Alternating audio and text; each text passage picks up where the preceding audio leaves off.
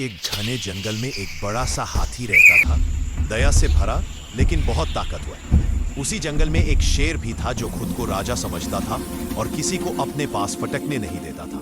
एक दिन भयंकर गर्मी में जंगल की झील सूखने लगी। सारे जानवर प्यासे थे, लेकिन शेर ने झील के पास दहाड़ कर सबको डराकर भगा दिया। कोई जानवर उसके पास जाने की हिम्मत नहीं कर पा रहा था। तभी हाथी आगे बढ़ा। वह शांत आवाज में बोला, राजा हो तो सबकी रक्षा करो, डराकर मत भगाओ, पानी सबका है। शेर गुस्से में आया, पर हाथी के आत्मविश्वास और दया भरे स्वभाव ने उसे रोक लिया। शेर समझ गया कि असली ताकत दूसरों को डराने में नहीं, बल्कि उनकी मदद करने में है। शेर ने झील सभी जानवरों के लिए खोल दी। सभी ने मिलकर पास की जमीन खोदी, जिससे पानी फिर से इकट्ठा होने लगा। धीरे धीरे झील भर गई और जंगल में फिर से खुशहाली लौट आई। उस दिन के बाद शेर और हाथी सबसे अच्छे दोस्त बन गए। एक ताकत का प्रतीक, दूसरा साहस और समझदारी का। सीख, असली नेता वह होता है जो दूसरों के साथ मिलकर चलता है, ना कि उन्हें डराता है।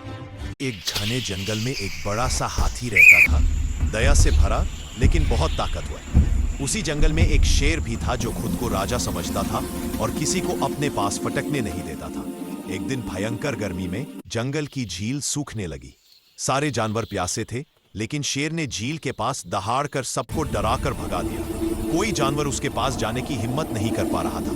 तभी हाथी आगे बढ़ा। वह शांत आवाज में बोला, राजा हो तो सबकी रक्षा करो, डराकर मत भगाओ, पानी सबका है। शेर गुस्से में आया, पर हाथी के आत्मविश्वास और दया भरे स्वभाव ने उसे रोक लिया। शेर समझ गया कि असली ताकत दूसरों को डराने में नहीं, बल्कि उनकी मदद करने में है। शेर ने झील सभी जानवरों के लिए खोल दी। सभी ने मिलकर पास की जमीन खोदी, जिससे पानी फिर से इकट्ठा होने लगा। धीरे धीरे झील भर गई और जंगल में फिर से खुशहाली लौट आई। उस दिन के बाद शेर और हाथी सबसे अच्छे दोस्त बन गए। एक ताकत का प्रतीक, दूसरा साहस और समझदारी का। सीख, असली नेता वह होता है जो दूसरों के साथ मिलकर चलता है, ना कि उन्हें डराता है।